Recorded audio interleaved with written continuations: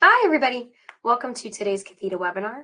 We are coming to you live on November 19th, 2025, and you are tuning in for the second day of the series. This is Becoming Management Material with your instructor, Dr. William R. Latchford.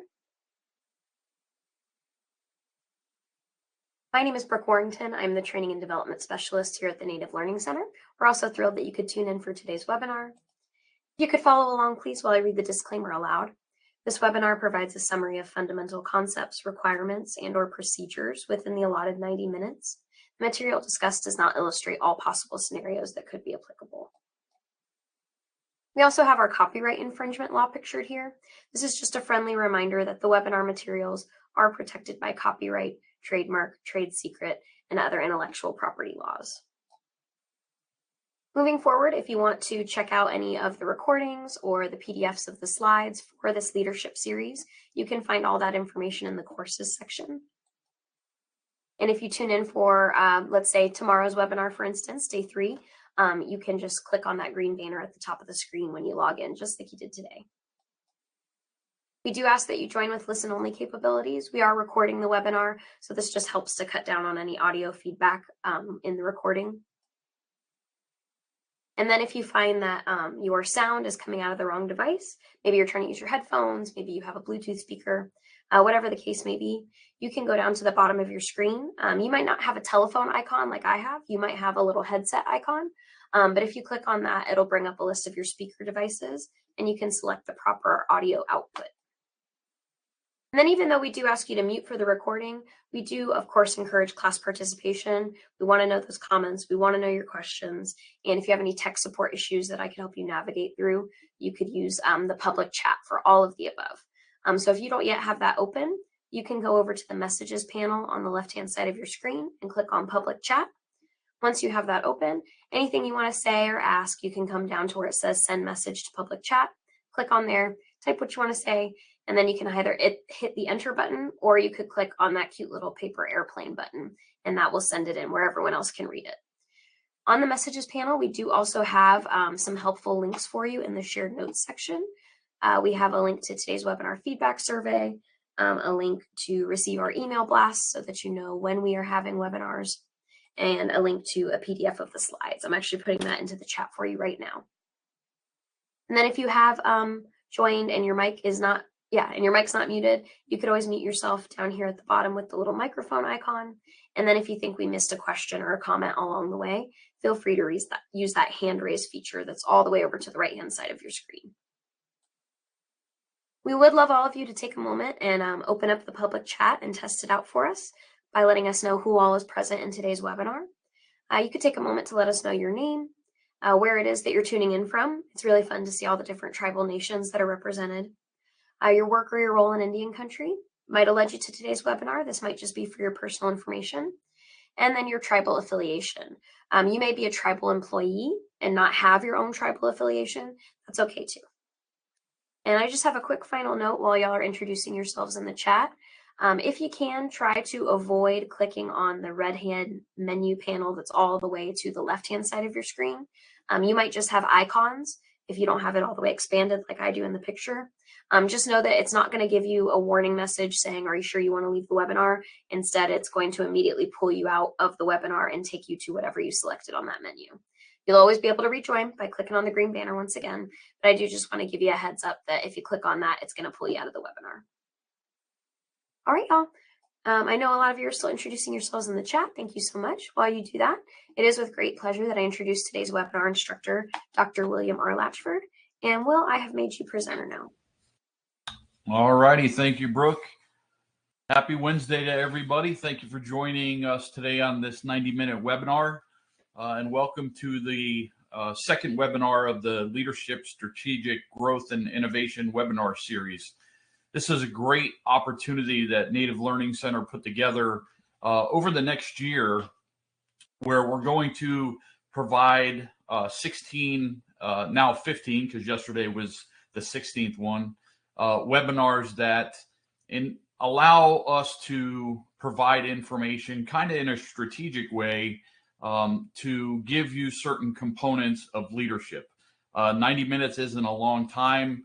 And as we progress through our leadership journey, we know that leadership, in order to be effective and to be a successful leader, it's a continuous growth.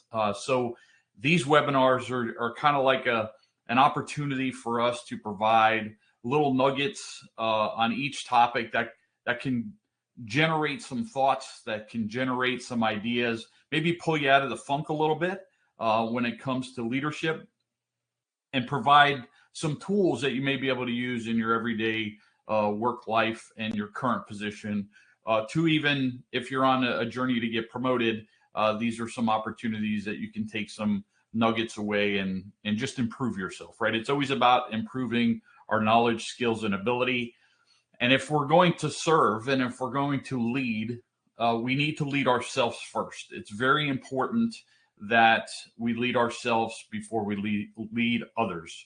And when you look at leadership as a whole, if you take anything away from today's webinar, I challenge all of you to embrace the idea is that it's all about how you deal with things. It's never about the employees or if they make mistakes or if things don't get done. That's part of the process. But the reality is, as a leader, the responsibility and the culture of leadership falls on us as leaders, and it starts from within.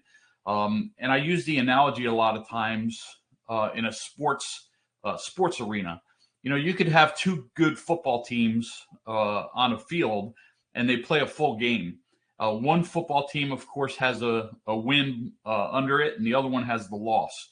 Well, the reality is the team that won didn't necessarily beat the other team.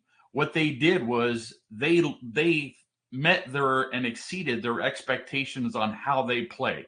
They did everything to the point of what their training has done, what their expectations as far as what they wanted to accomplish from an individual standpoint to a team standpoint. Each player provided the opportunity where they took their craft, regardless if it's in football or in a work environment.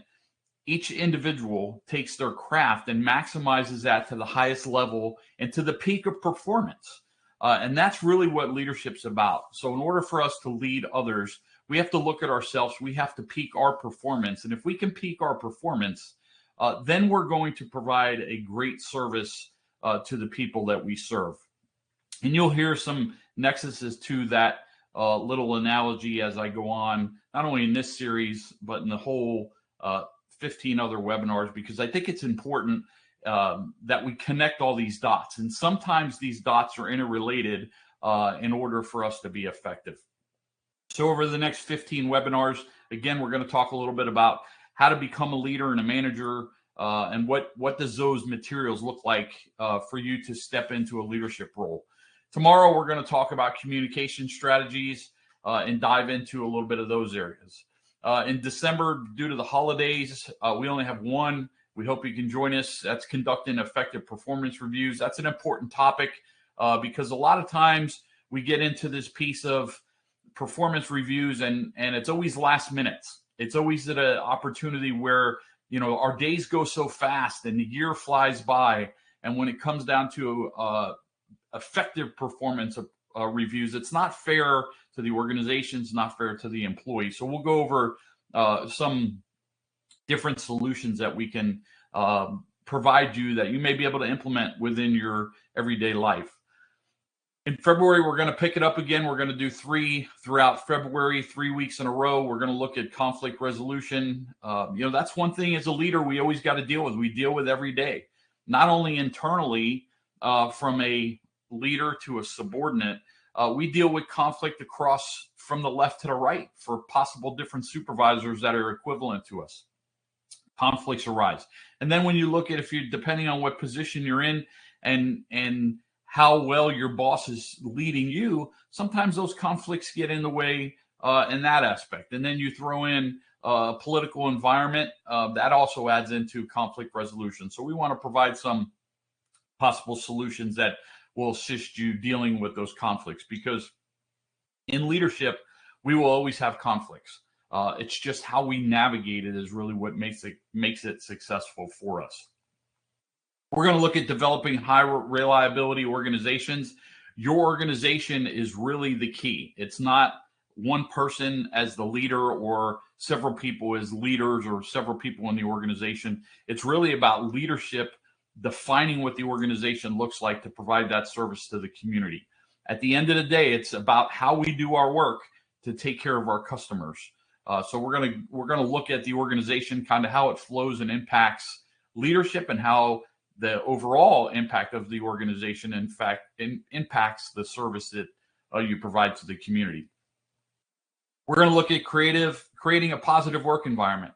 That's something that is weighs on all of us, because at times we are so busy in life that we don't have a minute and we don't take the minute to stop and realize we want to celebrate the little wins that we do, because we do a great job. I'm a big believer that in every profession, in every industry, mistakes are going to happen. But the reality is, the number that outnumbers the mistakes are the positive work environments that we do, the wins, those little things that we do that maybe we overlook as leaders. We overlook telling the employees, kind of how well they've done, and that we appreciate them. So we're going to talk about how to continuously have a positive work environment, and also acknowledge sometimes when we as leaders are the Achilles heel, where that positive work environment isn't necessarily as positive as it could be because of the way we're leading.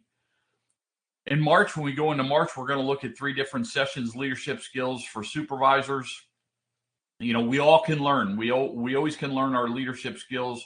We can learn new leadership skills, or we just refresh our leadership styles. And sometimes we all need that. We need that, light bulb go off to say, you know what, I forgot those areas. I don't use that type of leadership style as often, but I want to go back to it. I want to learn it, and I want to bring it to the forefront of my everyday leadership journey.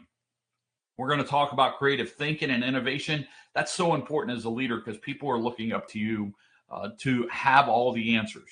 Now, it's unrealistic for you to have all the answers, but what is realistic is for you as the leader to always be in a creative mindset and be a creative innovator, because people are looking for you to lead. They're looking for answers from you. Again, you're not supposed to have all the answers, and it's unrealistic for you to have all the answers. But if you can be innovative, you can use others around you to help find those answers, and you do it as a team, as an organization. And lastly, in March, we're going to look at the behavioral interview techniques. This is an important class, because I'm a big believer that when people come work into our organizations, what ends up happening is they come in positive. They come in not knowing. They're green to the environment. They don't know the organizational culture. They don't know that expectation that your organization wants them to have to deliver a service to the community that you serve. So when you do interviews, people come in and they say all the right things in interviews, but when push comes to shove, when they're in your program, are they getting the training to where they need to be? Or did that interview identify some areas that maybe we missed it? Maybe they shouldn't have been hired. So we want to look at how we're interviewing people on the front end, so that way the people that you bring into your organization are high quality individuals that's going to attach on to what your mission or your organization is. And as we go in April, we're going to navigate through the emotional intelligence. That's so important these days. We need to be dialed into our emotions. Mental health is so important, especially when you're working in environments that are fast paced and the expectations are really high. We want to look at the emotional intelligence, and we want to give you, as a leader, some nuggets that you can take back, kind of evaluate your employees, but also look how you're dealing with your emotional intelligence. Because if you're under control and you have the emotional intelligence for you under control, you're going to be able to assist your employees and the community you serve when it comes to their emotional intelligence. So that's an important course that we're going to provide. And then we go into August, we're going to look at managing difficult conversations. As a leader, I can tell you these conversations will happen more often than we like. However, it's important that we know and we identify some of those key traits that can help us provide that information to you that can assist you in those difficult conversations when you have them, because they're not easy. They're stressful. It puts a lot of weight on your shoulders as a leader. With everything else going around, those conversations really can impact your day, can impact a moment, and really can bleed over into other events that are going on, and can take away from those little positive wins, as I talked about earlier. So we want to talk about those difficult conversations. And then in September, we're going to close out. We're going to talk about the ABCs of supervision. How do we deal with change? That's an important piece from a leadership standpoint. A lot of times when we become leaders, it's something that we're the next person up in line, because our number, everybody before us, is either no longer with the program, or our manpower has been decreased, and people just think that you're the best person for the job, not recognizing the fact that you may not have had that training or that preparedness to get to become a leader. So that's a big piece of change that comes in. And then when you become a leader, you're expected to deal with all the change that happens from organizational change, from community change, and from employee changing. And then you as a leader changing as well. So we want to talk a little bit about that. And then we'll talk about, towards the end of September, we'll end the series with meeting management. A lot of times we have our careers, we go through staff meetings, and we have a Monday morning staff meeting every Monday, and it becomes monotonous. It just becomes a task for us. And when we really look at it, sometimes we're not accomplishing what we need to accomplish because we're having meetings to just have meetings, and the meetings aren't structured, or there's certain things that are really making the meetings unproductive. So we want to slide in some information when it comes to the art of making meetings work. And that doesn't mean having meetings every day. Every week. It could be once a month or once every other month, and deal with things on a daily basis, and just as they come along, and increase that communication with your staff. We want to give you just some nuggets that you can evaluate your own organization and see what works right for you, right? What works in Wisconsin may not work in New Mexico, right? Where it works in Florida may not work in North Carolina. So we want to make sure when we look at how we do things from a leadership standpoint, we just can't paint everything with the same brush. We have to look at it, spin it a little bit to see how it works for the organization and the location where we're at. And then we'll close out the series, and we titled it The Professional Supervisor. And that's kind of bringing everything all home when it comes to the Leadership Strategic Growth and Innovation webinar series. Again, these are series that provide little nuggets to you, give you the opportunity to kind of hone your craft. If you don't have a craft, or if you're on the path of new leadership, it gives you the opportunity to start your path. And again, these 90 minutes in this webinar, and each webinar provides a lot of information. I kind of packed the PowerPoint that Brooke talked about into one location on each slide, and I kind of give it information heavy. But in the end, my information will be provided to you. If you have any questions, I'm here as a resource for you. So please don't forget that. My email and cell phone numbers at the end of the PowerPoint. All right, as we look for today, becoming management material, we want to go over certain things that we think can help you through your journey. And as you think about leadership today, and you think about kind of where you're at and in your journey of leadership, there's a couple of things I just want to pass along to you, just to always keep at the forefront of your journey. So leadership is not about control. A lot of times when people get into leadership, and it's really, in my experience, it's an overcompensation because of the knowledge, skills, and abilities the leader has. Some leaders think it's about control. Hold on one second. Brooke, can you put the mute button on so there's no overview? Should be good now. Okay, thanks. So when we look at the leadership, what I was referring to is that it's not about control. And a lot of times, because not because of somebody being purposely bad or they're being negative, it's just they don't know. But it's not about control. Leadership is about service to others, right? So you always want to remember that when you're a leader and you're a leader in your organization, if it's tribal housing or any tribal program, you want to make sure it's always about the service to others. That's what the end goal is. And when you look at the leadership when it's service to others, it's not just your employees. They're definitely a main component to it, and an arena that has a high percentage of your time should be focused on. But you're leading your organization, you're leading your employees, you're leading the community, you're leading the people to the right or your left of you, right? They may have the same title, they may be equivalent to you, but your leadership is also about serving them, because you have to work together. You have to recognize the fact that you need to support each other. And when we look at service, it's not only down, it's not only to the right or left, but it's also up, right? We have to serve those expectations of our people, our supervisors that are above us, regardless if it's a middle manager that may be above us or one of the top executives or even a politician. Our job in leadership is about service. So please remember, it's not about control, it's about service. I also want to pass along to you, it's not about power, right? A lot of people think I get into leadership, I have the power, now I can do all these things. Really, it's about empowerment. It's not about power, it's about empowerment. You want to take your leadership and you want to empower everybody to maximize their level of work experience.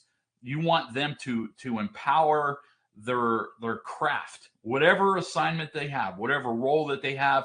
If it's your electrician, or if it's the person answering phones, the executive assistant, you want to empower them to improve every day they come to work, to improve their craft, to contribute to the success of your organization, to bring solutions that are going to make your organization better, to provide that level of service to the community that you serve. So again, it's not about power, it's about empowerment. So we look at providing service in leadership, we look at empowering people, and lastly, we want to inspire people. We want people to be on the same path and journey that we're on. We want to make it better for them. So when we teach them our position to replace us, and that's what we are as supervisors, everybody below us, we want to train up to replace us, because our goal is also to move up and be in a different position. We want to make sure we inspire them and keep them on a good path, so they're continuously learning. And the reason for that is because what ends up happening is that in the trajectory of leadership, usually when we have a good boss and they move up or they move to another, they may move right or left to another program, right? What ends up happening is somebody else takes over and they're not at the same level as their boss was, right? They're not going to be 100% there, but there's so much of a gap that ends up happening is that the individual taken over is actually being set up to fail, because the person either didn't teach them to get them to that level, or that person's not ready to be in a supervisory position and they were chosen, they were put in a position too early. So we want to make sure we continuously inspire our employees to maximize their potential, maximize their craft, maximize their leadership journey, so they can provide a service to not only the organization, but ultimately the people that we serve. As we go along here today, if you have any questions, you can put them in the chat. I'm fairly well at answering any questions as I go. I'll just kind of bring them into the discussion as I see them. A little bit about me. My name is Will Latchford. I'm a doctor of criminology. I was honored 32 years ago to be hired by the Seminole Tribe and had the opportunity to work alongside great individuals that were able to bring the tribe from where they were then to where they are today.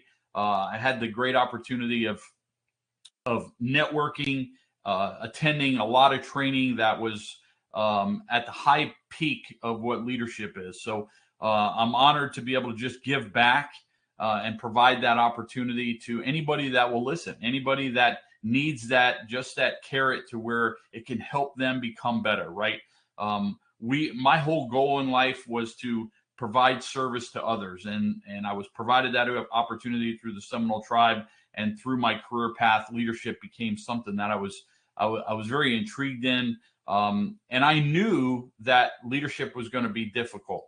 Leadership is not easy. It puts a lot of stress on you. You carry the weight of others' emotions. You carry the weight of really the organization on your shoulders, regardless of what position you're in. So when you choose leadership, just understand that it's not easy. It's not all cake and candles. There's a lot of areas that are positive, but there are also areas that are adverse, right? You have a lot of adversity that carries through in leadership.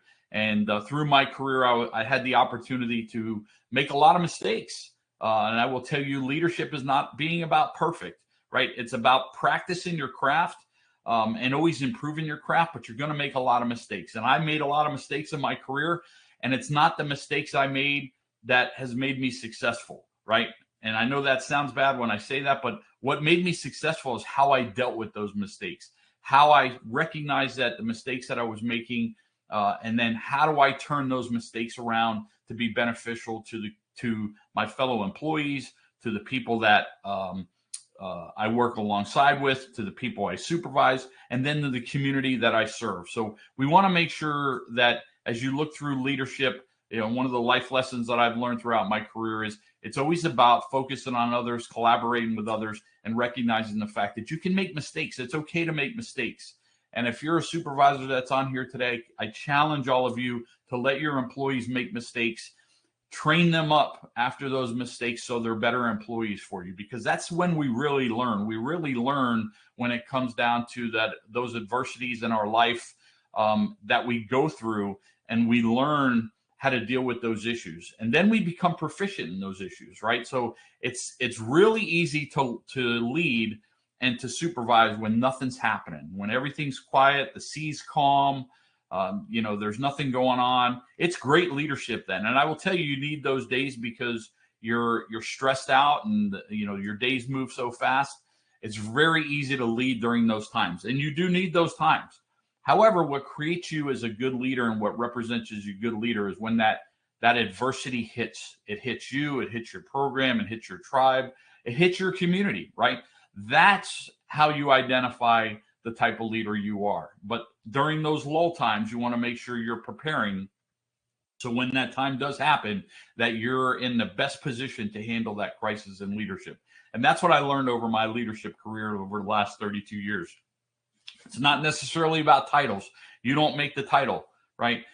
The title doesn't make you. You make the title, right? So regardless of what titles you've had, I've had a lot of titles. Even the title now of Doctor of Criminology, that doesn't make who I am. I represent that title when I speak, when I go around the country, I consult, or I train, or even when I lead. Those are titles that are only represented at a high level on how I lead and the work that I provide and the work I deliver. So just remember that the title doesn't make you, you make the title. A little bit about Native Peacekeeper Consultant Group. It is a small business association certified Seminole Native owned business. This is a family business after I retired. And this is my wife, Amy Latchford. We have about 12 consultants throughout the country, to include in Canada.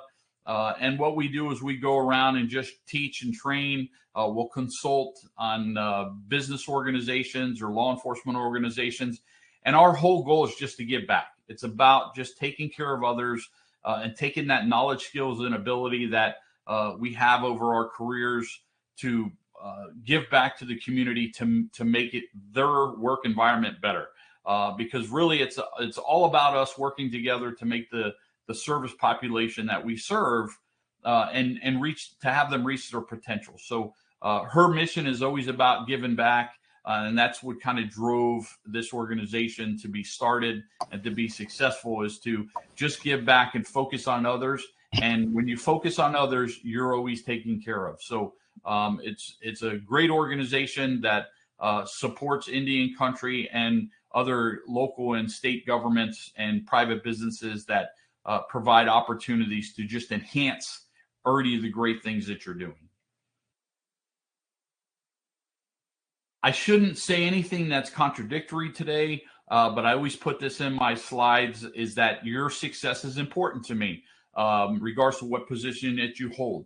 Your policies that are in your tribe are important to me. So whatever I say today, if it conflicts with your current policies and procedures, please go back and revert back to your policies and procedures that you have within your organization.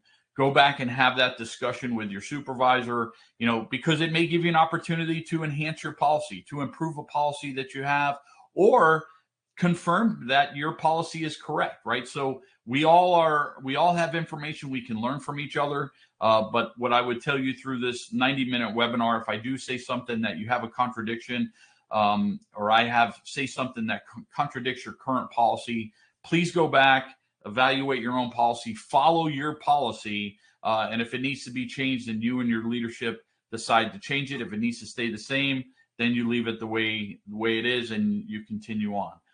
What I would tell you, and I always put this in there, is that we can learn from others.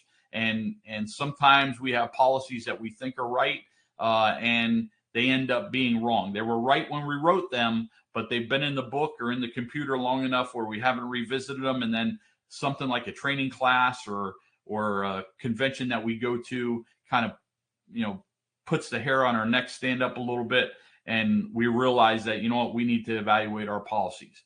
However, until that policy is changed, follow your policies and make sure that your organization is successful. If your policies need to be updated, then as a leader, you take that responsibility and you update them. So today's course overview, we're going to look at understanding the core principles that differentiate managers and leaders. We're going to learn and establish some clear goals and create pathways for success.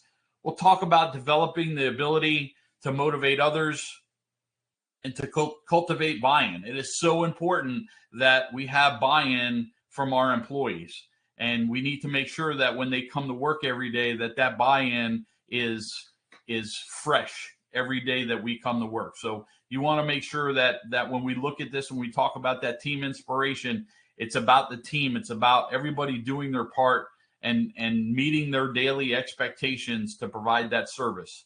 We're only as good as our weakest link. So when we look at the team inspiration as a leader, we're only as good as our weakest link. So 5 of us can do great things. If we have one employee that has a bad day and they make an error, they make a mistake, we're going to be identified by that mistake. It's not the mistake that we want to focus on. We want to focus on how do we fix that. So moving forward, that one employee is like the rest of the 5, where we're all in line providing that service to the community. Mistakes are going to happen, but from a team, we always want to keep that motivation going.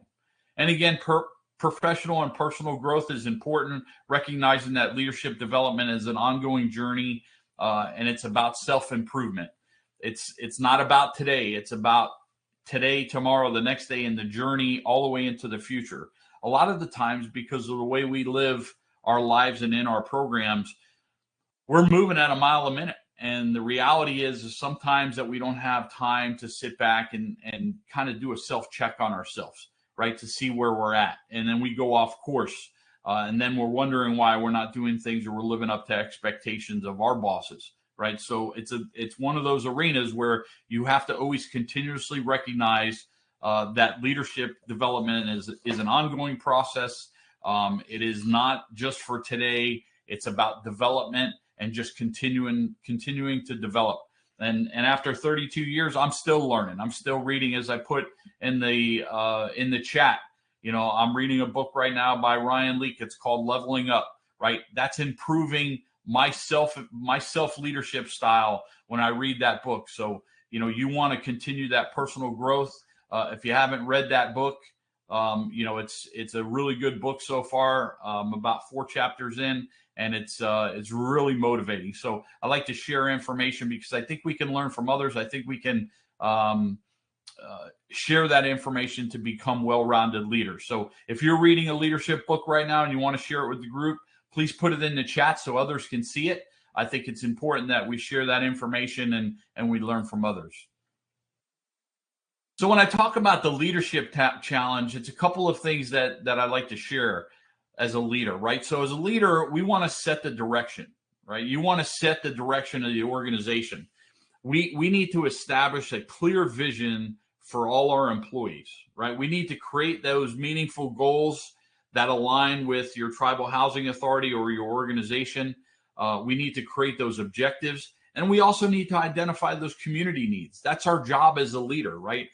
Those are some of those areas where when we look at as a leader in tribal housing, it's just not about leading people. It's about leading the direction of your program. It's about leading the direction of what those community needs are and meeting those service expectations, right? We all enjoy good customer service, but the reality is, what does that look like? And in order for us to understand what that looks like as a leader, we have to talk, we have to communicate, we have to kind of iron things out with the community and get them to be a partner with us. So as a leader, your job is to set the direction of your program or of your shift. If you're in a program within a program, if you're in charge of the maintenance crew, your job is to set that direction under the guidance of the overall mission of your organization, right? Lighting the path, right? Effective leaders don't just don't point to a destination. They emulate the journey, provide resources, removing obstacles, creating conditions for success. I found in my career that sitting behind a desk is destructive for everybody in your organization. And you as a leader, you get so much by management, by walking around, going around talking to people, asking them how they're doing, asking them what you can do to make their job better, right? To help them alleviate some of the nonsense that they may be going through. What can you do, right? So you identify what that path is, and then you light it up. You emulate it. So the journey for them and the journey for your program is about removing obstacles. It's creating conditions so you're successful at the end of the day.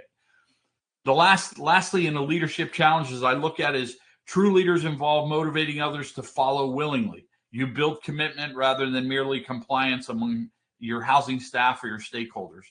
So many times do leaders get caught up in being task oriented, right? And what I mean by that is we make our employees taskmasters. Everything is about just go do this, get it done. Go do this, get it done. Go do this, get it done. Nobody learns when you live in the world of taskmasting. Tasks are good. You want to accomplish tasks, but as a leader, you don't want to have 100% task environment. You want people to be able to think on their own. You want to be able to push that decision making all the way down to the bottom. And a lot of people say, well, I can't push it down there because they're going to screw it up and then I'm going to have to do it myself. I understand that, and that's a fair evaluation. The reality is the solution isn't to force yourself to do it yourself or to create everybody to taskmaster. Your job as a leader, again, go back to that third principle, is to inspire people to do their job. Your job is the second one, empower people to do their job. And in order for that to happen, you have to train them. You have to train them, give them more training. Remember, when individuals come into your organization, they come into your organization not knowing. So everything that they do is based on what they're learning, what they're watching, who they're talking to, and what they're being trained on, right? So if they're not doing it right and you don't have the confidence in them as a leader to make a decision or to bring something to you to talk it through, right, then it's a culture problem. It's a leadership problem that's occurring because when they came to your organization, they didn't know. So when they walk through that door, it's our job to teach them and to provide them all the information that can arm them to do the job effectively so they can do their job to provide that service to the community. Leadership, again, is not about the title. It's about the commitment to the growth of the individuals that are below you, beside you, and above you, right? And the ultimate goal, and you'll hear me say this numerous times, the ultimate goal is to train people up to replace us, right? Because our job is, hopefully we have supervisors above us that are training us to replace them.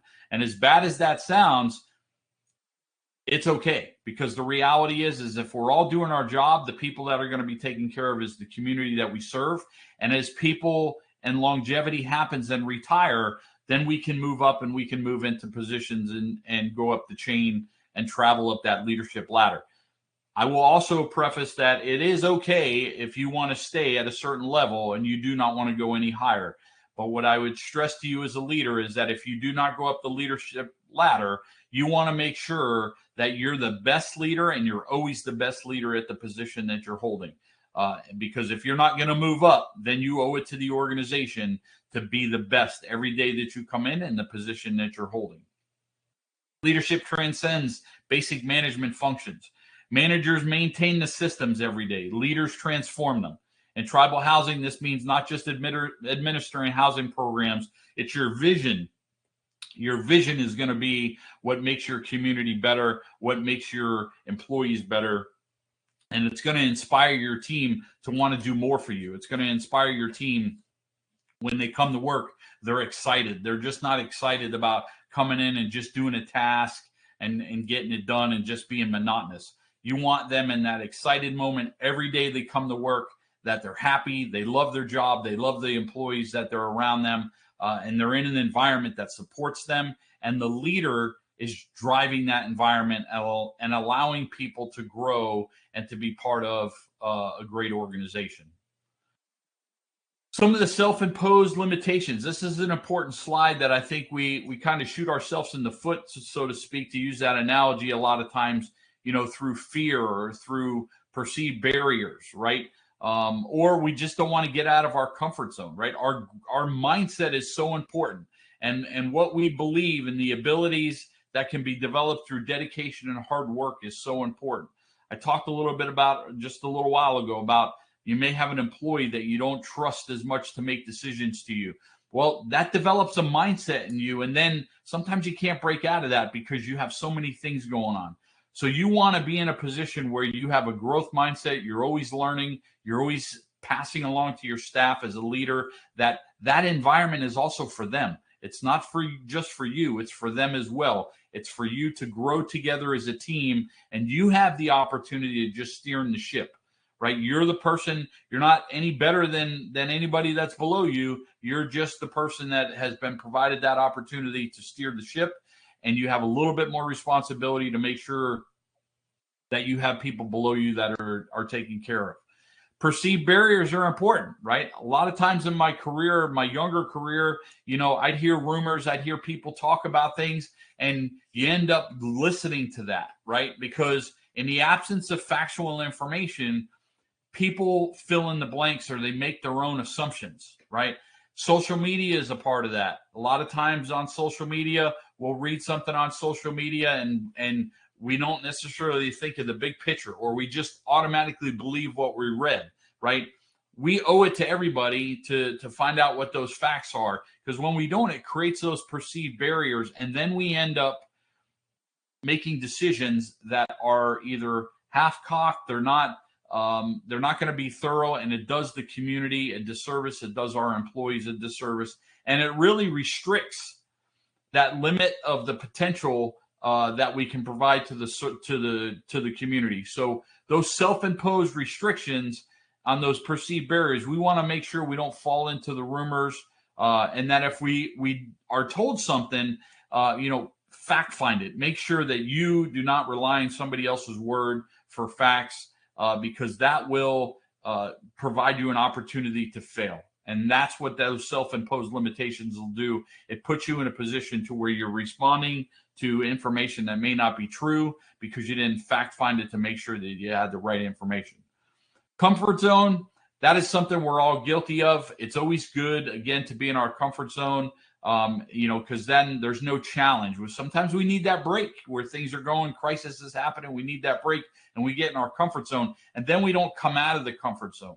Just remember, when it comes to comfort zone, there's nothing wrong with being there, but in order for you to grow, you have to get out of your comfort zone. You have to recognize the boundaries between security and growth, right? And you find that balance for yourself and for your team. The journey to leadership excellence begins with recognizing that many of our perceived limitations exist only in our minds. Specifically in tribal housing management, this might include beliefs that what's possible within funding constraints, regulatory frameworks, or historical precedents. Many a times throughout my career, I'd hear through public safety organizations or other tribal programs about funding issues, and we complain about this, we complain about that, we complain about the lack of vehicles we have.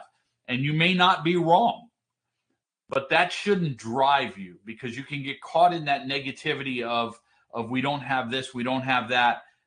From grant funding to the way the federal government's providing funding to different tribes or governments. Don't get caught in focusing on that. Just recognize the fact that, okay, this is a shortcoming we have, but it's not going to stop us having a positive attitude. It's not going to stop us maximizing what we do have and what we can control to provide a good service to the community. As leaders, our job is to be innovative. Our job is to find workarounds to problems that we have, to take that stress off our employees or off the community. Doesn't mean violate the law or be unethical or violate your own personal character. What it means is don't sit and focus on the negative. Focus on the positive. Focus on the controllables. You control the controllables. So if you don't have the control over funding, don't focus on that. Focus on the things that you can build your employees up. You can provide service to the community within the parameters that you have. By challenging these assumptions, you can discover innovative approaches to some of your challenges that you might have never considered, right? But a lot of times what happens, and it's just human nature, we go down this path because we think we should have it, and we very much should have it, but unfortunately we're not getting it. So we can either stay in that rut, or we can sit and say, okay, that'll come when it's supposed to come. I don't have time to focus on that. I'm going to focus on the other things that are going to be effective for me as a leader, and largely be willingness to push me out of my comfort zone and push those boundaries for my employees to provide that better service to the community. So what I would tell you is focus on the positive. Train yourself not to be in the negative world. When the negative comes, push it down, push it away, and continue forward on a positive path. Some of the learning objectives today, we're going to talk about some definitions. We'll talk about management functions. We'll talk a little bit about change management and operation or organizational skills. It's mastering techniques to organize yourself and your workplace, which is going to prevent crisis. So we'll talk about that. These objectives form the foundation of this particular course. And they've been carefully selected as we talk about management today to navigate some of the issues that you may have within your organization. One of the things that I always look at, and I like to write down, I'm a person that likes to just take a lot of notes and write down. Sometimes what I would tell you is that in order for you to get a good grasp of what type of leader you are, write down your leadership profile. Identify the type of leadership style and leverage that you take when you're dealing with your employees or the community. Write that down so you can see it. A lot of times we go to these leadership classes and we hear it, it sounds good, and we may read a book, but at the end of the day, we need to sit down and be able to visualize where we're at, right? So what I would tell you is develop a leadership profile for you. How do you deal with stress? How do you deal with difficult employees? How do you deal with an employee who does great things? Do you just let them continue to do great things and it becomes the expectation? Or do you continue to support them, recognize them, let them know that they're doing a great job, you appreciate them, they're valued? You know, a lot of times people that come in, they do their job, they do a great thing. We kind of just expect it from them, right? They still need to know that you recognize the good work that you're doing. So create a leadership profile for you. Write that out. If you need assistance on that, you can always help me. If you want to send it to me to evaluate, I'll be glad to look at it and provide feedback to you. Communication enhancement, right? Strengthen your ability to communicate effectively. We're going to talk about that today. Tomorrow is the communication piece. We're really going to dive into that tomorrow. And then career management, right? A lot of times we get into professions that we don't necessarily see the future because we're nervous. We're starting our career. Where do you see yourself? You know, where do you see yourself in those short-term goals? Where do you see yourself in your long-term goals? You know, develop that action plan for where you want to be in 3 years, where you want to be in 5 years. So we'll talk a little bit about that. And then how do we integration of different cultures that we have in our organization? You know, you have the tribal culture for the tribe that you work for. You have the generational culture that, you know, we're all trying to navigate with the different generations that we have to supervise. And then you have the organizational culture as a whole that everything is kind of wrapped around. It doesn't matter what culture, tribal culture you are or your background or what generation you're in. The organization itself has a organizational culture that's driven by all of us. It's driven by our attitude, and it's actually driven by leadership, right? So we'll talk a little bit about that, so we can look at recognizing the importance of doing what's right for your organization through the best leadership practice.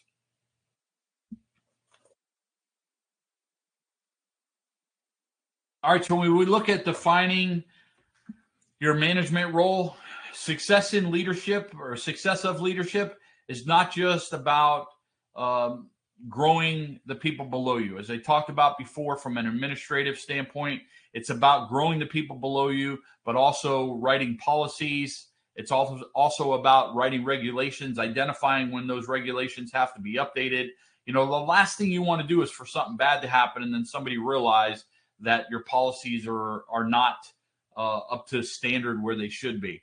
I asked somebody the other day, I'm helping an organization with a topic. So I reached out to one of my contacts across the country and I said, hey, can you send me this policy if you have this policy? Because I knew they have a unit that is similar to what I'm looking for. And his response to me was, I'm not sure it's up to date, but I'll send it to you. Well, those are those areas that you never want to be in the position to where I'm not sure it's up to date or it's behind, because that creates issues, one for your employees, one for your program, one for your tribe, and then ultimately it affects your community, right? So as a leader, you're an administrator, regardless of what position you hold. You're an administrator that you will oversee policies, you will oversee the processes, and some people get caught up into the title piece.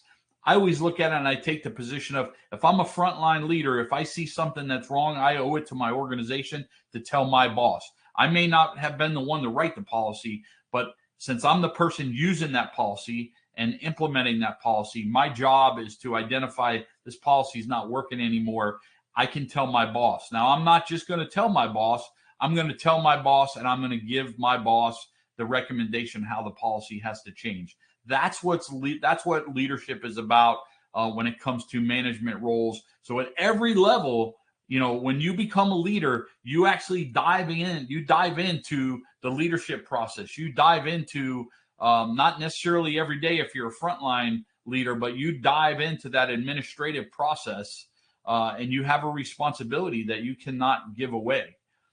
Visionary, setting direction and identifying innovative housing solutions for community needs.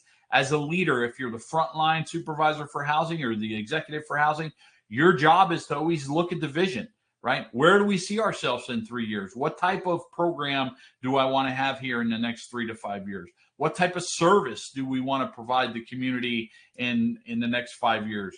We had a hurricane that hit it was in 2016, I believe, that hit, and we were having some propane issues.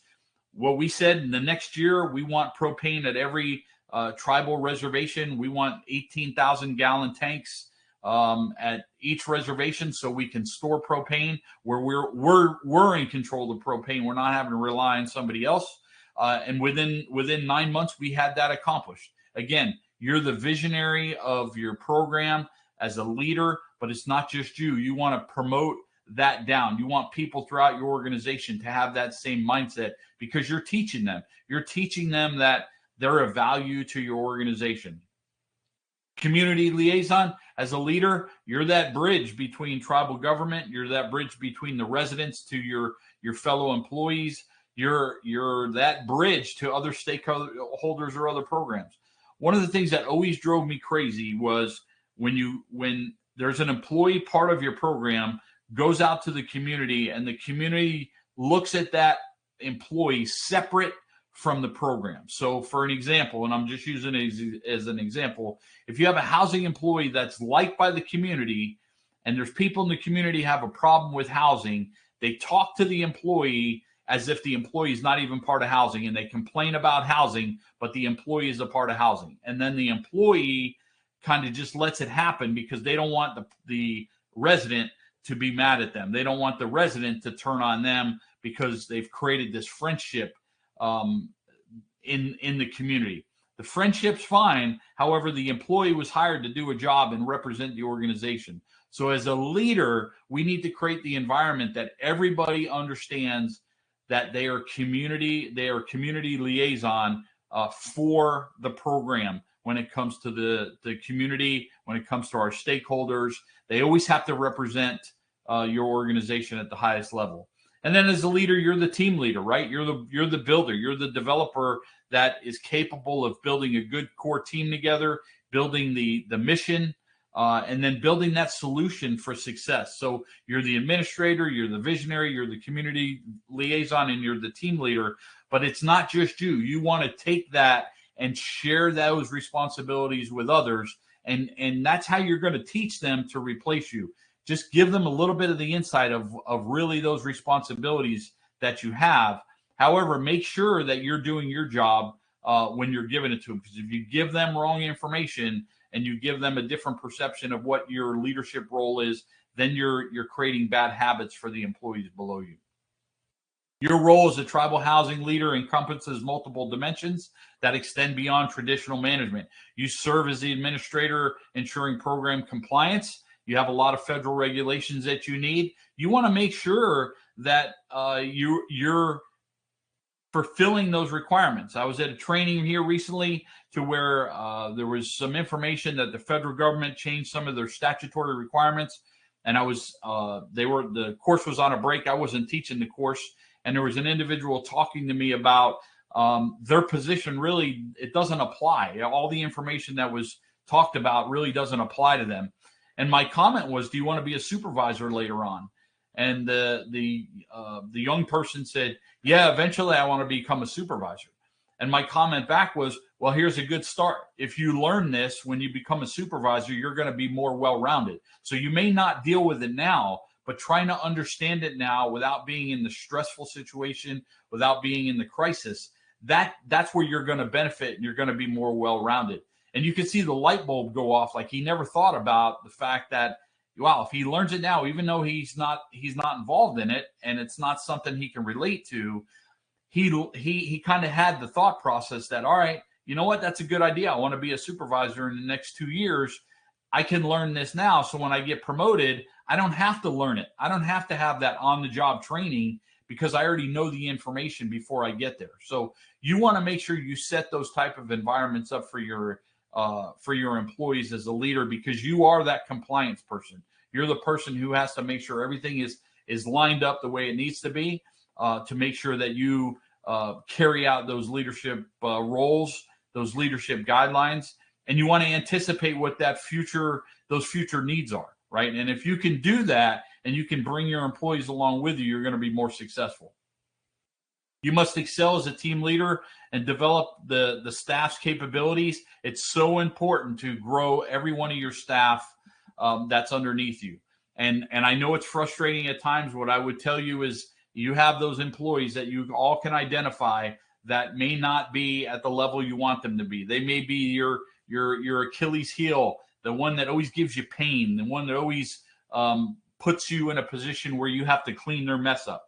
Well, if that's the case, make them a project to turn them around to be successful, right? Focus on changing them around, get their buy-in to be successful, because at the end of the day, they represent you. So don't get locked into, from a management or a leadership role, don't get locked in and drink the Kool-Aid to where you always have these people that are problems. If they're that big of a problem, then they probably shouldn't work with you in your organization. If they're salvageable and they can be taught and they're willing to be taught, take the time and invest in them so they are successful and they represent your organization to be successful. The role of transition challenge. This is an important one because a lot of times we get promoted and we're not necessarily ready to be promoted.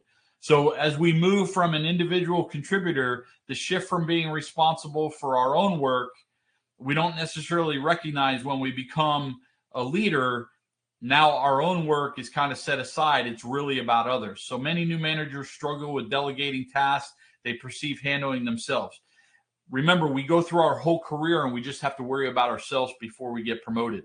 And then when we get promoted, we're stuck in this evolution of where we did our job for so long and we're good at our job. We don't want to give it up. We don't want to relinquish those tasks that we were doing on those responsibilities that we were doing. So you want to look at that transition. You want to look how you're transitioning the application of going from an individual contributor to now being the boss. It's important that you recognize the fact that your role is changing. Now, as that role changes, it's going to create some adversity for you, because going from a peer to a supervisor, employee, especially if you're in that same program, right? So a lot of times in bigger organizations, I know in public safety, we would get moved around because we would never supervise the people that we were working with just recently. It would give about 6 months to a year, and then they move you back. The reality is a lot of programs can't do that. They can't move you or send you somewhere. So now you're supervising people that you work beside, right? And it's not that they know your secrets, but they know if you're lazy, they know your strengths, they know your weaknesses, they know when you slack off, they know what you said about the boss when you got irritated about the boss. They know what you said maybe about the program or about the community. They know all these things because you work peer to peer. And sometimes you have to filter some information out from peer to peer, and it's not necessarily in a negative way, but it comes across as a complainer or somebody that just is not having a good day. The reality is, once you get promoted, people that you work with recognize that. So now you're in an opportunity where you have to supervise them and you have to hold them accountable, right? So if you were lazy and people that you work with knew you were lazy, and all of a sudden you got promoted, how are you going to address the people that are lazy, that are below you, knew you were lazy, right? That's difficult. That's challenging for you to supervise them. So you want to make sure that when you come to work, regardless of what position you're in, that you're holding your line, you're holding your responsibility. Because when you get promoted, how you act in your current position is always going to come back to you if you're not doing the right thing. Again, when you transition from just worrying about yourself to a leadership position, you now go from worrying about yourself to putting yourself aside and worrying about everybody else, worrying about the organization. So challenging the supervisors, the challenge for supervisors is that when you are supervising individuals who know about how you work when you were on the front line, you may have to come out and train. You may have to be a little bit honest with them, which you always should be. And you have to say to them, listen, when I was doing that, I was wrong. I shouldn't have been lazy, right? But now that I'm in this position, I recognize that the way I was doing it in the past was wrong. But in order for us to be successful today, this is how we have to do it, right? And I need your help. Don't worry about how I did it when I was a frontline person. Let's make us both successful and do it the right way, because clearly I didn't necessarily hold my standard and hold that expectation when I was in that position before. But now I recognize that, and I'm a better person now, and I'm going to work harder now, and I'm going to work harder for you to make sure you're successful, since you're one of my employees that I want to make sure that you can succeed in your career path. So you want to make sure that you recognize that in yourself, because if not, it'll be held against you, and you're going to have a hard time working with people that you worked with before from a supervisory standpoint. So if you can recognize that, then it provides you a little bit better opportunity to be successful, and you can mitigate those issues from coming back on you. The modern management challenge, digital transformation. We talked about the generational issues. Right now, from a modern management channel, digital transformation is really something that we're all having to deal with, right? Adapting to technology and changes in housing management, right? So you have all these federal regulations that are changing you have to deal with. You have all these new policies that your politicians or your tribe is changing. And then you look at, how does the digital transformation work, right? A lot of times people are using technology in the place of human beings. We have to deal with that. Is that the right thing for us, right? As a leader, you have to evaluate that. I will tell you, from a digital transformation, I know enough about technology to be dangerous, but I'm also a big supporter of You lose when you don't have that human interaction. So what I would tell you is digital transformation is good, but find what works for your organization. And the other part is, as a leader, you may have to educate yourself a little bit more on technology, because if you're like me, it takes me a little bit to get going when it comes to new technology, because I know technology, but I'm not as proficient probably as I should be. And so when something comes upon me, I make sure I force myself as a leader to learn and to adapt to that technology change. So you may have to do that. Workforce diversity. Again, we talked about the multi-generation that you're all having to deal with. Each generation's different, right? You have old school individuals that, they don't like change. They just don't want to be messed with as employees. Don't talk to me. I just want to come in, do my job, and go home. Nothing wrong with that if they're holding the line and they're doing their part. They're not causing any issues, and you're not getting any complaints from them, and you're giving them that training that they need. They're just not a person that you really have to do a lot with, right? Then you have individuals who just come to you for everything. They want you to answer everything for them. They want you to do everything for them. They just come and complain about things. You have individuals that are just never happy. So you have a lot of different personalities that are thrown at you every day, right? And then you throw at the fact that you work in an environment that's culturally rich, right? And then you have to navigate that culturally rich environment into policy. You don't want to offend the community that you're working in, but you have to have a policy. So how do you take that policy and make it work within the community that you're working in, right? That's difficult. That's that challenge that you have every day when it comes to your workforce diversity. Is you have people that are from the community that you're working in. They're very rich in their culture, and it's transgressed into the community. But then you have the work environment. So how do you navigate those two areas to be successful? There's a way to do it. You just have to work it through, and that's a challenge that is just, it's not a one-off. It's just not something that you can just say, okay, we fixed it, check the box. It's an everyday evaluating, making sure that you're not offending the culture and the community that you're working in, but you're writing policies that are going to be effective. And if you have to put the cultural aspects in it, those policies are working for you, not against you. When we look at the after COVID, I threw this in there because I know some environments are having this challenge with remote work. I'm a big person where I think people should come into work. I think you get more out of in-person relationships. But if you're one of those organizations, or you work for an organization that has remote work, that's a challenge, right? There's a lot of case studies out there that present remote work as challenging for organizations. It's not necessarily the highest standard to use, but you as a leader have to determine that, right? If you're supervising somebody who works from home, and you're not seeing them, although they're getting paid for 8 hours, and you're only seeing them for 4, the Zooms you're on, you can't be on a Zoom for 8 hours a day, 5 days a week, right? So are they holding their end of the bargain? Or when they're not on a Zoom, are they out cleaning their pool outside, or are they out cutting their grass, or they're out at the store?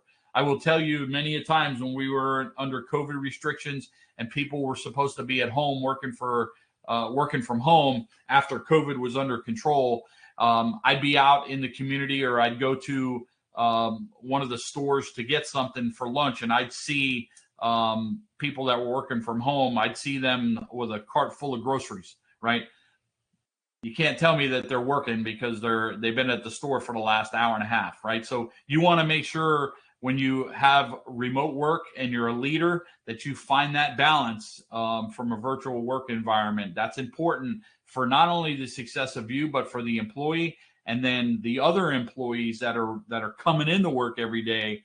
They're going to know, if those people are holding their end of the bargain up. So you want to make sure that you address that. You have good balance when it comes to that remote work. And then, of course, the regulatory complexities. You want to navigate all the regulations.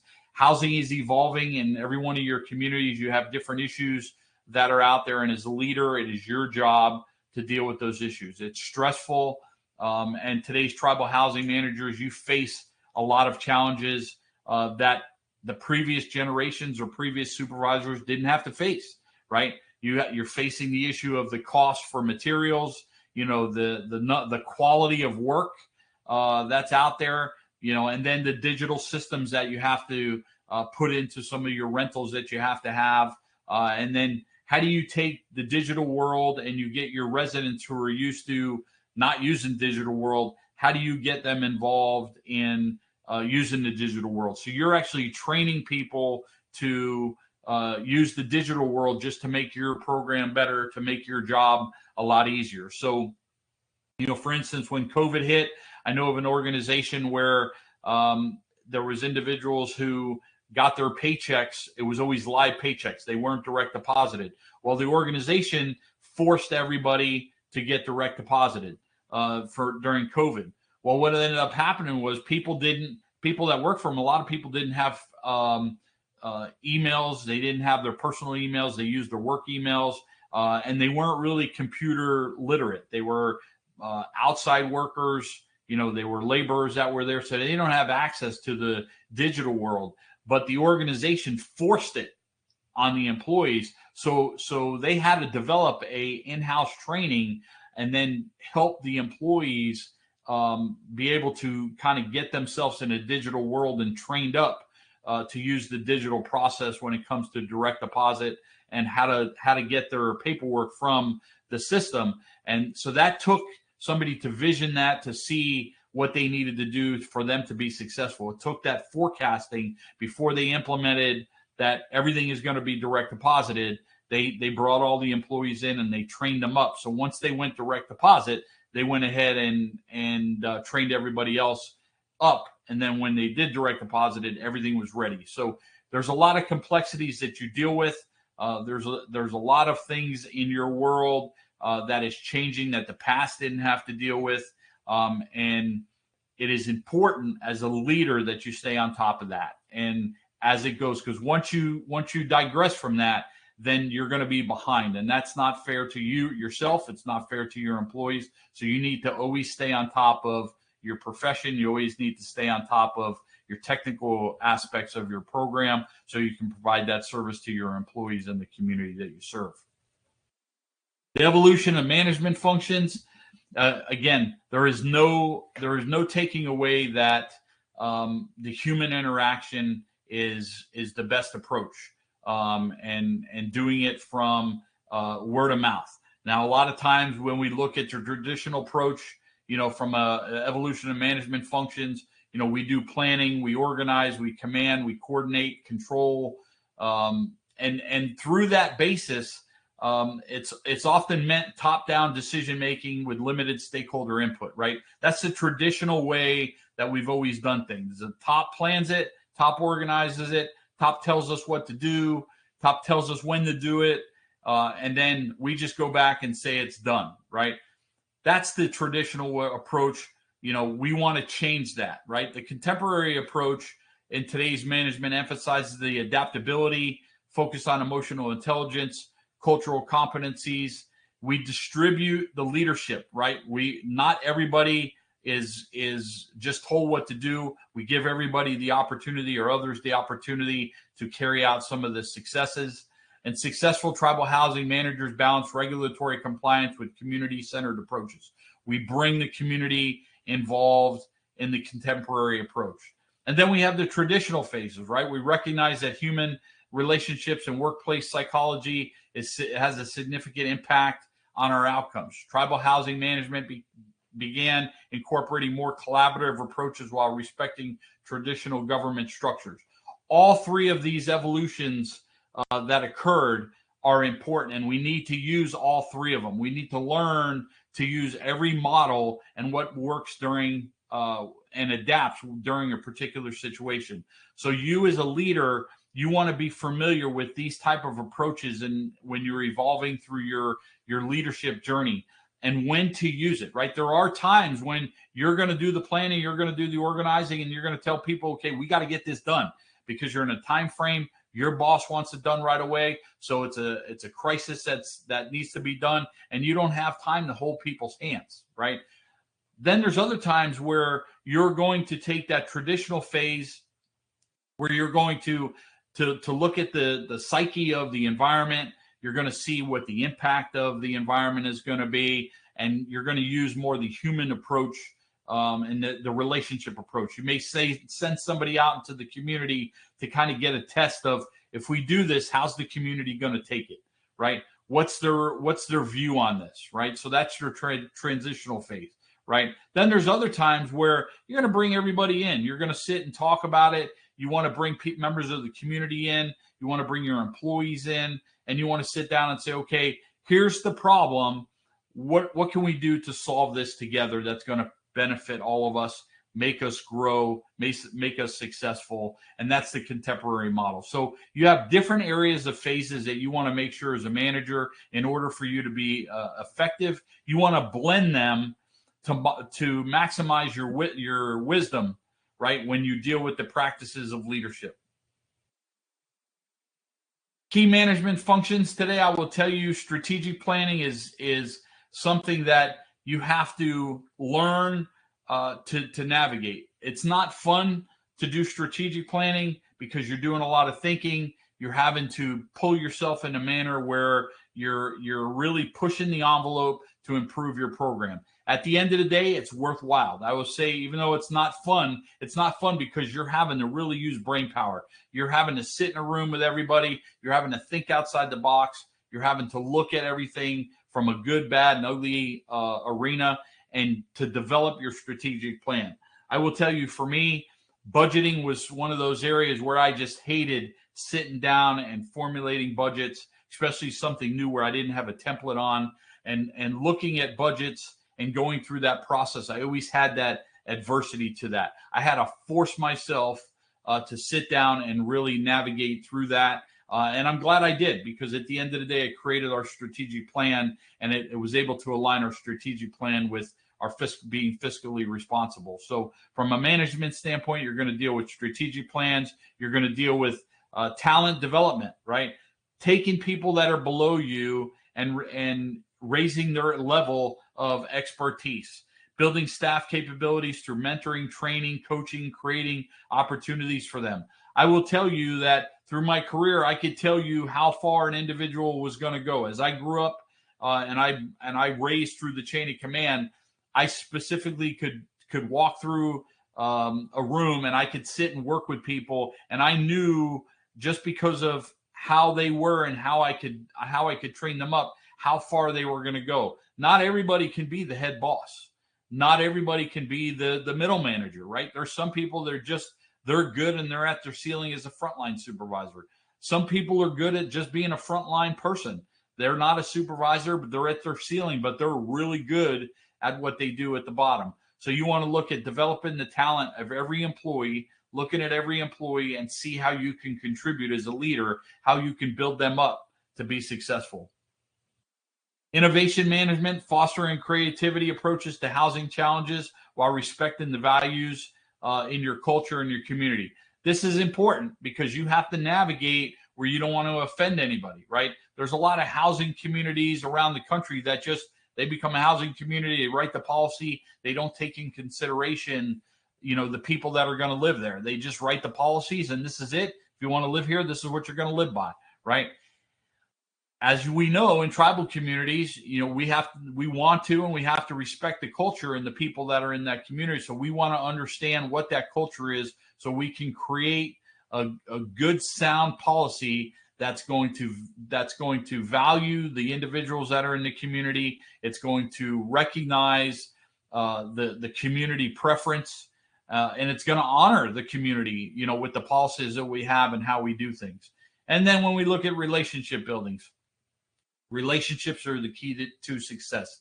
And any leader, relationships are the key to success. So you want to build those relationships.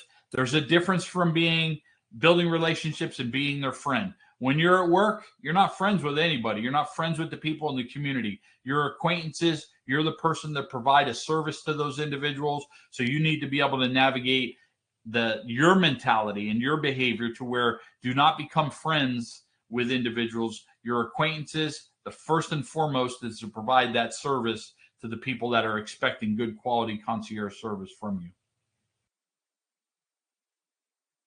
Forces of change in tribal housing. You know, you have policy shifts that occur when you're a leader. You know, and I will tell you that change is a big thing when it comes to a leader.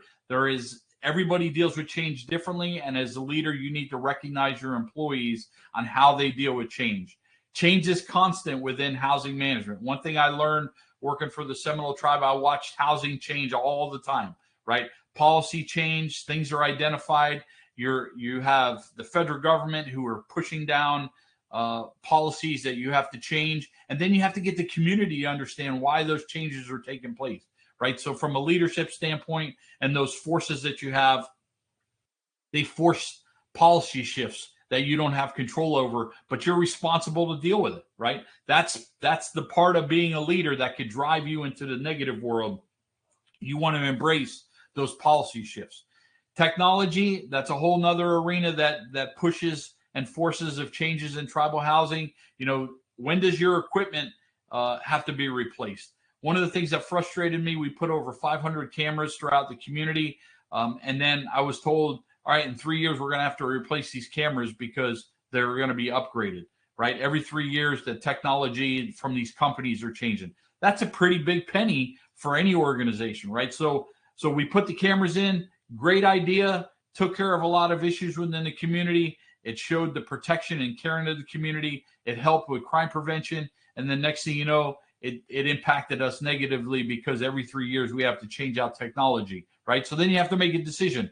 Is it worth it? Is it worth to have that technology out there in the community? Is it worth those millions of dollars that you have to spend to replace the equipment? That's the world we live in today, right? Technology is not cheap, but it forces you as a leader to change the way you're doing things and to reevaluate how you're doing things, because these are things that in order for you to be successful, you have to look at. Environmental change, we all understand climate, resiliency, energy efficiency, you know, that changes and that's changing. Look at the current environment of resiliency that's out there from a energy efficiency. You know, there's difference of opinions out there depending on who's leading, right? That changes for us in that direction that we go as a leader. We have to recognize that there's some forces out there that is going to be challenging for us when it comes to our leadership style and how we're getting things done. And again, demographics. Sometimes your demographics change. Again, it goes from an older population to maybe a younger population. You know, we've experienced the fact where you have older people that are living with younger people. And as we get older, our patients grow a little bit sooner. And so we don't want to be around the younger crew. So now what do? Do you change the makeup of your community to where you put all the elders in one area and the younger group in another area? And do you move them, you know, or when do you do it? Or do you just build a whole new elder section or a younger section so there's a separation of generation? Those are those demographic changes that you have to deal with as a leader that are challenging, because you as a leader have to make the decision, but then you have to educate all your employees on what those answers are. So when they're out in the community, they can talk about what those solutions are, what the current policy is. What frustrated me all the time where people would go into the community because we would be a bad communicator to our own staff, and somebody would say something to one of the officers or the firefighters, and the response would be, well, I don't know, that's the bosses that makes that decision. I'm really not familiar with that. Well, that's not the answer. You're part of the organization. You don't have the right to say you don't know. If you don't know at that time, you have to go find that answer out. But from a leadership standpoint, that's our fault because we didn't prepare that employee to give the right response. And that's what we have to look at when we look at forces of change. Educate the employees so when they go out in the community, when it comes to these changes that are there, they're armed with the information to provide for the community. The answer of I don't know should never come out of any employee's mouth. And that's our job as leaders to make sure that we educate them, we train them, and we provide them that information to be successful. Preparing for change as a leader, one of the things I always did was always anticipate. I always looked not for today. I always looked for, okay, what's going to happen in if we make this decision, what's going to happen? Not today, what's going to happen next week? And I talked about earlier about the fact that sometimes we make a policy that works today and 6 months later it doesn't work, right? We want to anticipate that. We still may implement the policy, but as long as we can anticipate, okay, this policy is going to have to change in 6 months because of these circumstances, we anticipate what's going to happen, right?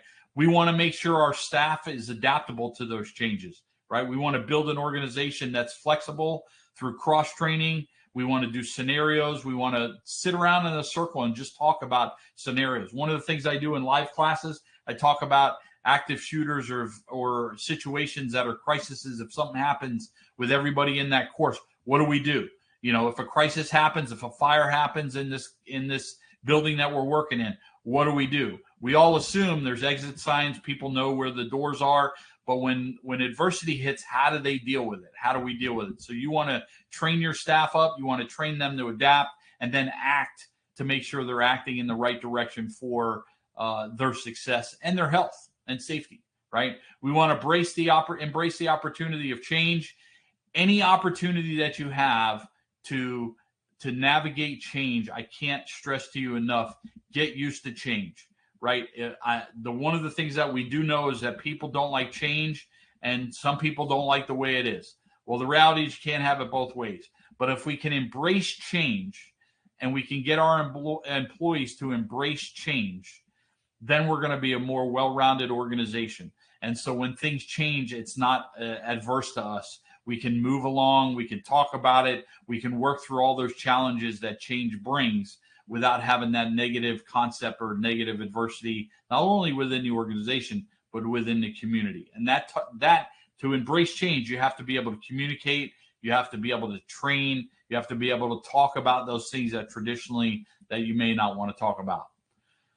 Organizational strategies, again, that for housing managers, time block becomes an issue, right? You want to look to make sure you don't put yourself in a position where you don't have enough time a day. I will tell you there were times where I had time block.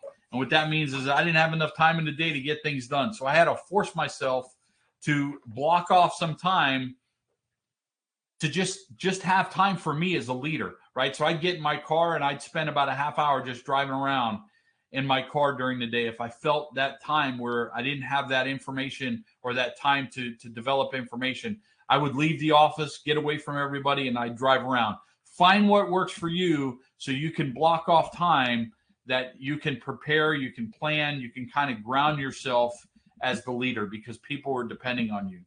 Priority matrix, you want to sit down and write down the tasks that are in front of you, right? We have a whole list, and I'm sure each one of you can write down a list of things that you're doing right now. And then you have a whole list. You're going to sit and say, wow, I got to do all these things. Prioritize them. Sit down and say, okay, what's the top 5 that I have to get done, immediately, and what's that time frame, right? So you want to categorize those tasks based on the urgency and the importance, right, to ensure critical activities receive the appropriate attention. You want to make sure that you write that out and then talk to your boss about it. Talk to your staff about it, right? Let everybody know, okay, here, we have all these things going on. We're doing a great job, but these top 5 are our priority, right? Let people understand what's going on within your organization, and that's you as the leader who's responsible to do that. Delegating, don't be the person that just delegates everything, right? You want to create a structured approach to assign tasks, and you don't want to over delegate to the same person. One of the things that I found throughout my career is people just give the person who is going to get things done, we overload them and we use and abuse them, right? You want to be able to recognize those individuals. Don't use and abuse them. You can give them a little bit more than others, but you want to be able to identify those areas that you can delegate to somebody, but you're not going to hurt them. You're not going to drain them. You're not going to overcompensate to where they're doing more work than others, where they're going to sit and now become a disgruntled employee. So you as a leader, you need to recognize your delegation system.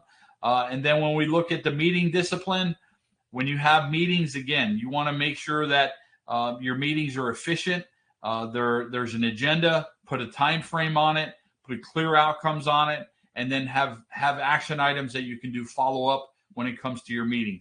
A lot of times people go into meetings, we take good notes, and then we just kind of let it go to the next meeting. And then there's new stuff that has come upon us, and we forgot the other stuff from the the previous meeting, right? So you want to look and have meeting discipline where your organization can be effective. You can have good quality meetings that are going to be meaningful, and it just doesn't become a task for your staff. Workplace organization, I'm just going to go just an overview of this because I know your time is valuable. Physical environments, you want to, when you become a leader, you want to look at this, right? Don't always do things just because they've always been done that way. You know, when I was always promoted, I always look at who was assigned where, what offices were they in? Does it make sense to change them? Do people be moved around to really maximize their potential? So you want to look at the physical environment, look at designing the workplace to make sure that it's working for you, right? Sometimes you need to change things up just to change things up to the benefit of others. Don't just change to change, but have a purpose behind it. Sometimes you have to change things up because people are in a rut, and by changing it up, they're going to break out of that rut and kind of have a new beginning, right? So you want to look at the physical environment, and then again, look at your files as well. One of the things that we looked at and we didn't do a good job in the beginning was the way our policies were filed within our digital storage area. They weren't labeled the way to where it was easy for employees to get into. It was all kind of clumped together. So we went in and we focused on that digital organization. You may have to do that. You may have to be that individual as a leader to look at that and evaluate to see what needs to be changed to be more effective for your organization and be more efficient. So look at your physical environment, look at your digital environment. I will tell you, after I retired, you know, I started to use OneDrive for our company, and I realized that everything was fragmented on OneDrive. I had policies in all different types of folders, and I recognized that wasn't working for me. So I went and I purchased a software platform, policy platform, that now our policies for our organization is on a separate policy. It's streamlined, it's organized, and it's very easy. When we have a consultant come in, they can look at the policies. I just set them up give them a password, and they can go in, and it's easy for them to navigate. That's what you want for employees. You don't want to create adversity from internal mechanisms for employees if you're a leader. So when you get promoted, these are the things you want to look at. You want to look at the physical environmental, how the work area is there clutter? Is the office clean? Is it straightened out the way it should be to be able to provide a good, clean, safe work environment for individuals? And then look at the digital organization as well. Crisis prevention, you want to look at the aspect of anticipating any crises. That's very important. We need to slow our daily crisis down. And by slowing our daily crisis down, we'll be able to identify any crisis prevention. If our daily world is in crisis, we're not going to be able to crisis prevent anything because we're in crisis ourselves. So we want to make sure I identify some potential crisis points that you have. You know, you already know when your budget's coming. You already know when your annual reviews are coming, your inspection periods, weather events that come. You know all this. Sit down, take the time to plan all these out and get them done beforehand, so you're not just doing it last minute. Performance appraisals are a great example of this. You know, we wait till the last minute. Everybody does performance appraisals. The reality is we know they need to be done once a year.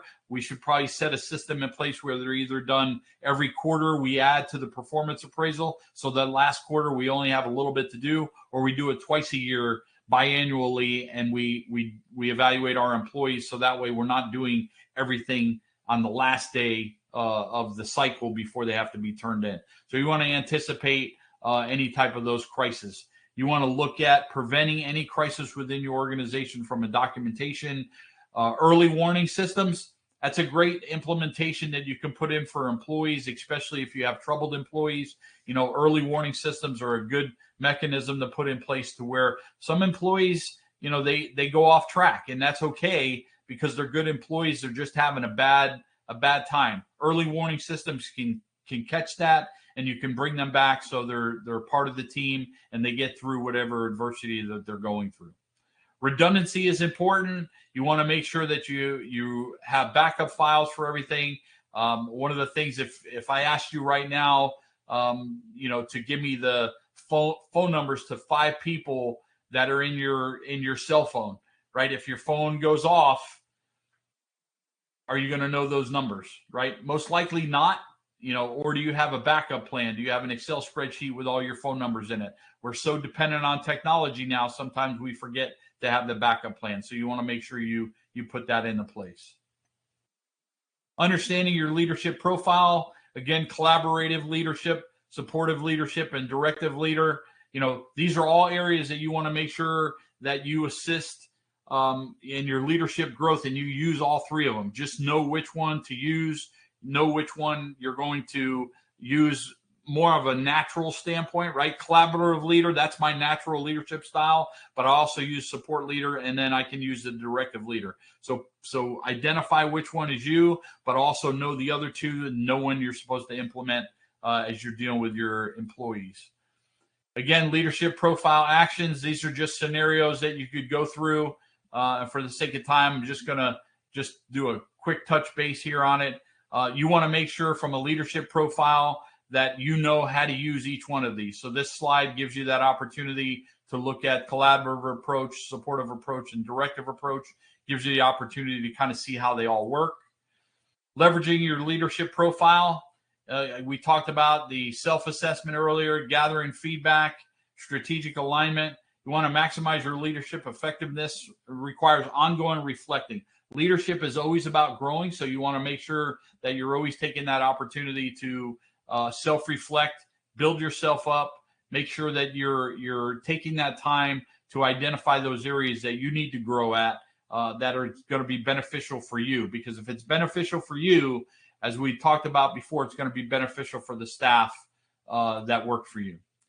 Communication foundations for housing managers, persuasive communication, feedback exchange, conflict resolution, and information clarity, right? These are all areas communication that you need to know, and you need to be able to adjust, because your ability to communicate effectively determines your success in everything that you do, from policy implementation to the residents in the community you serve. So you want to make sure that your communication is on point, regardless if you're just giving feedback or you're trying to persuade somebody in communication. What I'd stress to you on this slide is that just as important as these four things are here, how you deliver it is just as important as the topic. So communication is important, but how you deliver that communication is just as equally as important for the success of your leadership. We talked a little bit about the meetings, effective meeting leadership. You want to prepare, facilitate the meetings, make decisions in the meetings, and then follow through. One of the things that I would suggest to you from this slide is, after you hold meetings, give it a day or two and then walk around by management and go see people in the meetings individually and ask them what they thought of the meetings. Ask them if there's anything that was missed. Ask them what you can do better in the meetings that can make it more productive for them. Presentation skills. Again, your audience, know who your audience is, know how they take things, look at their body language, when you're talking to them, know when you prepare information, what that audience is going to be sitting there watching from you. You don't want to prepare something so at such a high level where you're dealing with individuals that are more at a frontline level. So you want to prepare your information to meet the needs of whoever you're meeting with. Again, that goes along with crafting your message, and then again, your delivery. So you always want to continuously work on your delivery. Are you talking too fast? Are you going too slow? As I'm going through this, 90 minutes is although it's a short time, I want to give you a lot of information. So you've seen throughout this presentation, I'll speed up and I'll slow down, and then of course I'm over my time. So I'm speeding up right now just because I value you and I value your time. But I want to make sure that I go over these important factors. So know your audience, know your environment, know that sometimes you're not going to do it 100% perfect all the time, but you're going to maximize it for the audience when you present information to them. Cross-cultural communication, we talked about just respecting the culture from the generations to the tribe that you work for, to the community, through the clans that you service. The elders that are in the community, you want to respect that tradition. You want to make sure you have protocols in place for that. Bridge the knowledge gap system, effective translating. One of the things we did was when we knew tribal members didn't speak English, we made sure we had somebody on standby, even if it was on the phone, that could translate for us from that aspect. But you need to know that going in from a leadership standpoint. And again, the external stakeholder relations, you want to make sure that you communicate to the entities that not necessarily are always tribal, but those non-tribal member entities, right? There may be a housing unit that's in the county that your reservation is that you could talk to. I know in Broward County here in Florida and Hillsborough County up in Tampa, I would talk to the housing authorities up there when I had issues to see how public safety did things in their community that would help us on the reservation. So you can deal with external partners. There's a lot of housing entities that are out there that you can follow up with that may have a policy that you're not going to copy, but you can use as a foundation to build in your organization. Career management for housing professionals, 63% of tribal housing managers who advance to higher positions when they have clear development plans, right? So 63% of people, research has shown that from a housing professional, they 63% of the tribal housing managers advance in position, right? They get promoted when they have a clear and development plan and their professional growth. They obtain 5 to 7 skills that specialized competencies that distinguish them as a higher performing manager, right? So they have 5 or 7 skills than the average. And then 48% is about knowledge transfer. 48% of tribal housing knowledge is lost when the managers retire or succession plans aren't in place. That's a high number. 48% of information is lost when somebody leaves an organization, a housing organization. So what I would share with you in that is that, that's where teaching people to replace us is so important, because 48%, that's half the information is lost when we have a new leader go in place. So you want to make sure that you train people to replace you. So that number is more in the 80% arena or higher. Creating your career development plan. Again, this is something that is important from a self-assessment, strategic formulation, vision development, and implementation plan. You can go ahead and just take this slide. You can develop your plan based on that. It's important that you have one from a leadership standpoint. Building a professional network.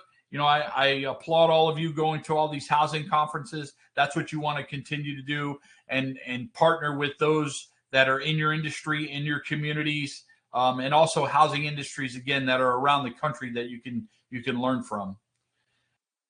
Continuing education, what I would tell you is from a leadership standpoint, never stop learning. Always use the resources that are at your fingertips, from a housing specific training to management training, and just the academic training from that standpoint is very important to your success. So you want to make sure that you continue your professional growth through education and continuous support through continuing education opportunities. Time management is important. This is something we always need to work on. I challenge all of you to look at your time management.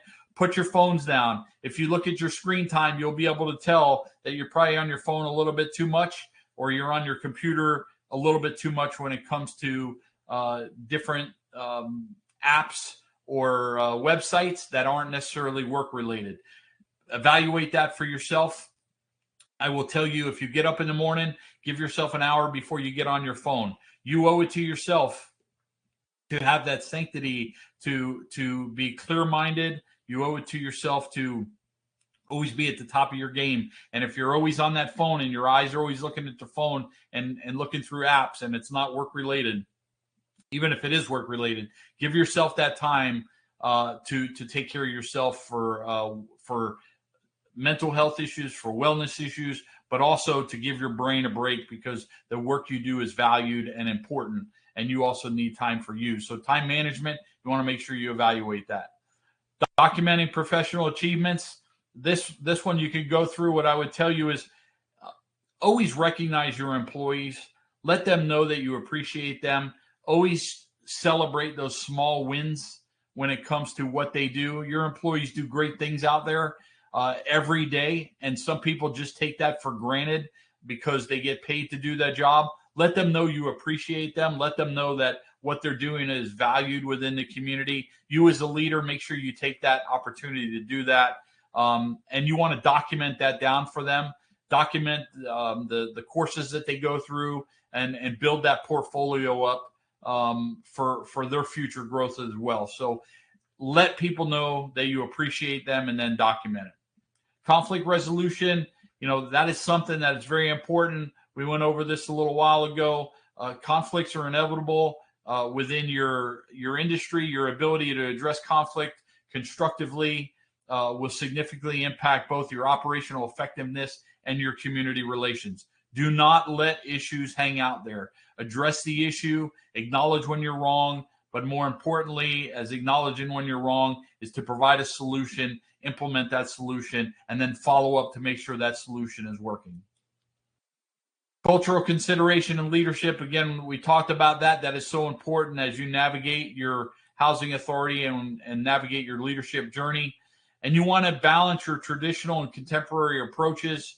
You want to bring it all together and just don't use one type of leadership style. You want to be transformative. You want to do transactional leadership. You want to make sure that you engage with everybody around you when you need to. Traditional wisdom and contemporary tools, bring them together. So most effective managers, so you don't view traditional and contemporary approaches as opposing choices. You want to make sure you bring them together. They're not to work against each other. It's to support each other. And by bringing them together, they're traditional practices to preserve or adapt, which contemporary methods will adopt and modify. So the goal of leadership approach, honor the cultural values while effectively addressing modern challenges that you have within your housing authority. Mentoring and transfer of knowledge is so important. Don't harbor the information. Share the information with your employees. Let them know that they are important, and by providing that information to them and mentoring them and coaching them is going to make them successful. And by doing that, it's going to make you successful. You want to develop their emotional intelligence from self-awareness to self-management, relationship management, and social awareness. You want to make sure that you focus on this as a leader.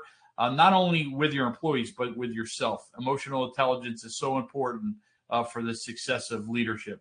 Strategic thinking for housing managers, again, the vision for the future, pattern recognition, systems perspective, and strategic prioritization are so important to the success, and it's going to create sustainability, economic opportunities for your organization. Action planning, we talked a little bit about that earlier. You put in an action plan and then follow it through to make sure there's an accountability structure within your organization from a leadership standpoint.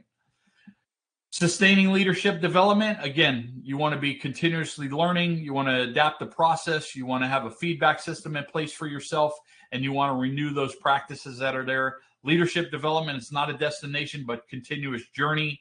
The most effective tribal housing managers, you want to establish that system of support ongoing growth rather than relying on occasional training events. Today we talked about, and I appreciate the time and you hanging on. We talked about 7 core functions, the 3 leadership styles, 4 communication levels, and we went over about 30 different topics when it comes to practical tools that you can use within this PowerPoint. As you navigate your leadership style, and to conclude here, your name is important, right? And that's one thing people can't take away from you is your name. Keep your name clean. Keep your name clean. Just do your job, right? Do your job. Have compassion of what you do. Don't put yourself in a position where your name is dragged through the mud. Hold yourself to the highest standard as a leader, and when you're the boss, you have to expect you're going to be criticized. People criticize you regardless because you have a title, you have a responsibility. They're relying on you. Embrace that criticism. And you will be better off when you embrace the criticism. Don't take it personal. It's just part of the process, but embrace it and look for solutions to do your job better for the individuals that you're working for. Always carry a positive attitude. When you come to work every day, or even when you're at home, carry a positive attitude, but shut your work off so you can be with your family. It's very important from a leadership standpoint that you take time to yourself. You take time to regroup, and you take time to be around the people that are very important to you, and that's your family. So as you navigate through your leadership journey, and I appreciate the time on becoming management material. But if you navigate this today, please make sure you go home, you take care of your family, you enjoy the process, and embrace leadership, because that's really, you're going to make a difference in people's lives, and your organization will be successful. So thank you for your time today. And I think, Brooke, that's going to conclude. There's my information, and that'll conclude the webinar. Yay, thank you so much, Will. That was an awesome day 2 of the series. Folks, I have put the link to today's webinar feedback survey in that chat for you. Like I always tell you, it just takes about 2 to 3 minutes. It is anonymous. You don't have to worry about your name or your email being attached to it. I am the one who sees them, so I promise. I see no names, I just see numbers. But it helps us at the Native Learning Center know, what's working well, what we can improve upon, and we do share that feedback with our instructors as well. So it helps everybody all around. Help us to help you, or help us help you. You know what I'm trying to say. But if y'all wouldn't mind taking a minute to do that, we would really appreciate it. We hope you can join us for day 3 of this fun trifecta kickoff to the leadership series. So that is going to be tomorrow, same time, same place. This one's going to be on communication strategies, once again, with Dr. William R. Latchford. So it'll be 2 p.m. Eastern, 1 p.m. Central, 12 p.m. Mountain, 11 a.m. Pacific, and 10 a.m. Alaska. If you did happen to miss the coaching and mentoring session yesterday, that recording is posted to the learning platform, and it's also on our YouTube channel. And then when the recording of today generates by tomorrow morning, I will post that one on our YouTube, and it'll be on this learning platform as well. But we hope you can check out our other recorded webinars. You can find them on our YouTube. There's a whole playlist called Cathedra Webinars Archive.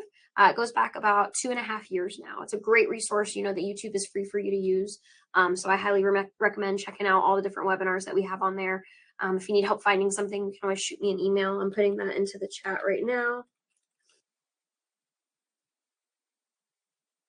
But it is a really great resource. So I encourage you to use that to your advantage. And please check out our other upcoming training events. We post on our social media all the time. We're on Facebook, Instagram, LinkedIn, Twitter. If you are a podcast listener, we have the Hopathanga Native American podcast that we produce in-house here at the Native Learning Center. You can listen to that wherever you listen to your podcasts. And then if you're somebody who likes to watch the interviews with our guests, then we post those recordings to our YouTube as well. There is a separate playlist called Hopathanga Native American Podcast where you can check out all our episodes. But otherwise, that is all we have for you today, folks. So thank you so much for tuning in to day 2. Thank you, Will, for another incredible presentation. This leadership series is going to be awesome. I'm really excited. I'm like sitting here moderating, of course, but I'm also like listening just for my own information. I really enjoyed it. But yeah, thank you so much for joining us, folks. I am going to turn off the recording, and it doesn't look like anybody's typing.